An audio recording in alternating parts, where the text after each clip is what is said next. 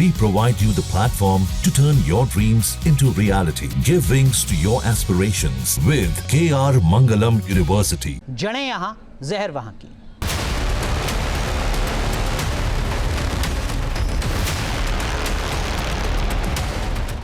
क्या आपको पता है भारत के खिलाफ नफरती आग उगलने वाले पाक फौज के मुखिया जनरल आसिम मुनीर का गांव कहां है? अगर नहीं तो हम बताते हैं। आसिम मुनीर का पुरखों का गांव है पंजाब के जालंधर में। सवाल है कि बंटवारे के बाद पाकिस्तान जाने वाले फौजी तानाशाह भारत से नफरत क्यों करने लगते हैं?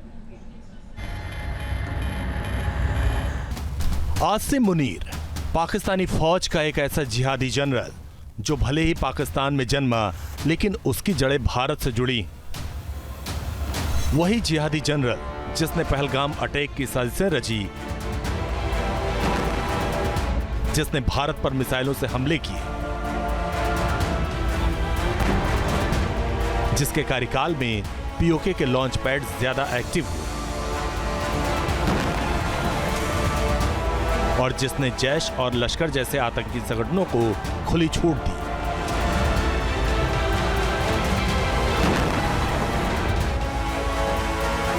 वही जिहादी जनरल जिसने टू नेशन थ्योरी को हवा दी,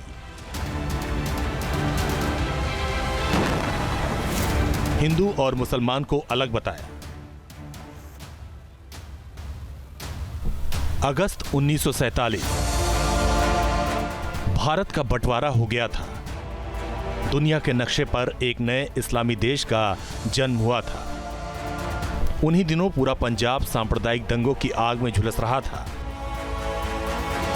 ये वो वक्त था जब विभाजन के दौरान लाखों मुसलमान भारत से पाकिस्तान जा रहे थे और लाखों हिंदू सिख पाकिस्तान से भारत आ रहे थे। उन्हीं दिनों जालंधर के उस गांव में एक परिवार ने भी पाकिस्तान जाने का फैसला किया था। वो परिवार था आसिम मुनीर के पिता सैयद सरवर मुनीर का। इस परिवार ने भी पाकिस्तान जाने का फैसला लिया। सैयद सरवर मुनीर अपने परिवार के साथ पाकिस्तानी पंजाब के टोबा टेक सिंह जिले में पहुंचे, जहां पर उन्होंने अपनी ज़िंदगी के कुछ साल बिताए और उसके बाद पलायन कर रावलपिंडी के ढेरी हसनाबाद इलाके पहुंचे और वहां पर बस गए।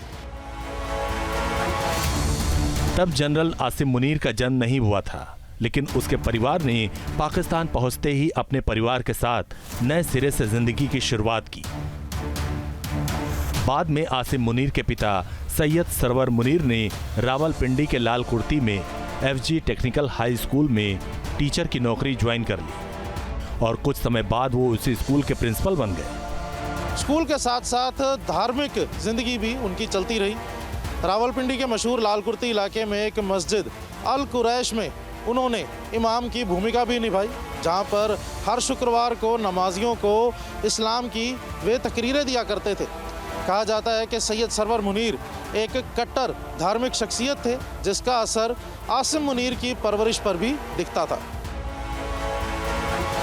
सैयद सरवर मुनीर चूंकि वो एक प्रवासी मुसलमान थे जो पंजाबी सैयद फैमिली से ताल्लुक रखते थे। तकनीकी रूप से देखा जाए तो जनरल आसिम मुनीर के पिता एक मुहाजिर थे। हालांकि पाकिस्तान में ये शब्द आमतौर पर यूपी, बिहार और दिल्ली जैसी जगहों से गए प्रवासियों के लिए इस्तेमाल होता है। पाकिस्तान में पंजाब से आने वाले प्रवासियों को भी इसी नजर से देखा जाता था। लेकिन सैयद सरवर मुनीर की सामाजिक पहचान पंजाबी मुस्लिम के तौर पर ही बनी रही। सैयद सरवर मुनीर के जालंधर से पलायन के 20 साल बाद 1968 में आसिम मुनीर का जन्म हुआ। आसिम मुनीर की शुरुआती पढ़ाई रावलपिंडी के ही एक इस्लामिक मदरसे दारुल तजवीद में हुई, जहां उसे कुरान की तिलावत, तजवीद और इस्लामिक शिक्षा मिली। इसी दौरान उसे हाफिज कुरान की उपाधि भी मिली, जो कुरान को पूरी तरह याद करने के लिए दी जाती है।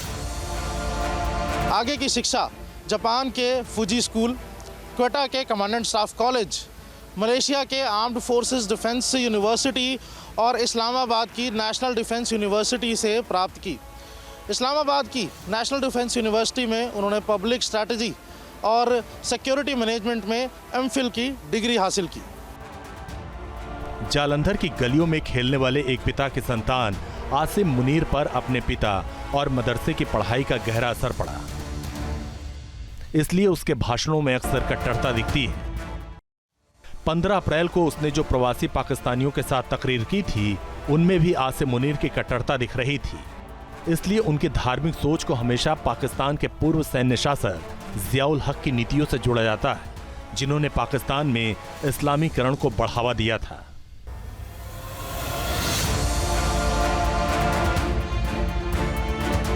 जनरल जियाउल हक की तरह क्या आसिम मुनीर भी पाकिस्तान में मार्शल लॉ लगाना चाहता है? हो भी सकता है, क्योंकि जिस तरह जनरल जियाउल हक भारत के खिलाफ जहर उगलता था, उसी तरह जनरल आसिम मुनीर भी भारत के खिलाफ आग उगल रहा है। यह ऑपरेशन सिंदूर के दौरान भी देखने को मिला था। मुनीर ने यहाँ तक भारत के खिलाफ पाकिस्तानी सेना का ऑपरेशन बुनियाने मरसूस जो शुरू किया था, उसका नाम भी कुरान से लिया गया था, जिसका अरबी में मतलब है अभेद्य दीवार। जालंधर छोड़ने की मजबूरी, बंटवारे का दर्द और एक अलग राष्ट्र में पहचान बनाने की चाह, इन सब में जनरल आसिम मुनीर के मनोविज्ञान को जहरीला बना दिया। एक बात और है, बंटवारे के बाद पाकिस्तान में बसने वाले कई परिवार पर अपनी नई मातृभूमि के प्रति वफादारी साबित करने का सामाजिक और राजनीतिक दबाव था। यह दबाव खासकर उन लोगों पर ज्यादा था जिनकी जड़ें भारत से जुड़ी थी, क्योंकि उन्हें बाहरी के तौर पर देखे जाने का डर रहता था। हालांकि आसिम मुनीर का जन्म 1968 में हुआ, यानी कि विभाजन के तकरीबन 2 दशक बाद। पूरी तरह से उनकी पहचान एक पाकिस्तान के तौर पर थी, लेकिन क्योंकि उनकी जड़ें भारत से जुड़ी हुई थी, जो कि उन्हें अपने व्यक्तित्व पर एक दाग लगी, जिसके चलते वे अपनी वफादारी को साबित करने के लिए नफरतों से भी आगे बढ़ गए। जालंधर से निकला एक परिवार आज पाकिस्तान में भारत से दुश्मनी का सबसे कट्टर चेहरा। जनरल आसिम मुनीर की जड़ें भले ही यहां से जुड़ी हों, लेकिन पाकिस्तान में भारत के खिलाफ जहर बांटने वाले एक सांप की तरह ही है। एक बात और है, बंटवारे के बाद पाकिस्तान में बसने वाले कई परिवार पर अपनी नई मातृभूमि के प्रति वफादारी साबित करने का सामाजिक और राजनीतिक दबाव था। यह दबाव खासकर उन लोगों पर ज्यादा था जिनकी जड़ें भारत से जुड़ी थी, क्योंकि उन्हें बाहरी के तौर पर देखे जाने का डर रहता था। हालांकि आसिम मुनीर का जन्म 1968 में हुआ, यानी कि विभाजन के तकरीबन 2 दशक बाद। पूरी तरह से उनकी पहचान एक पाकिस्तान के तौर पर थी, लेकिन क्योंकि उनकी जड़ें भारत से जुड़ी हुई थी, जो कि उन्हें अपने व्यक्तित्व पर एक दाग लगी, जिसके चलते वे अपनी वफादारी को साबित करने के लिए नफरतों से भी आगे बढ़ गए। जालंधर से निकला एक परिवार आज पाकिस्तान में भारत से दुश्मनी का सबसे कट्टर चेहरा। जनरल आसिम मुनीर की जड़ें भले ही यहां से जुड़ी हों, लेकिन पाकिस्तान में भारत के खिलाफ जहर बांटने वाले एक सांप की तरह ही है। जालंधर से अनमोल गुलाटी के साथ टीम न्यूज नेशन।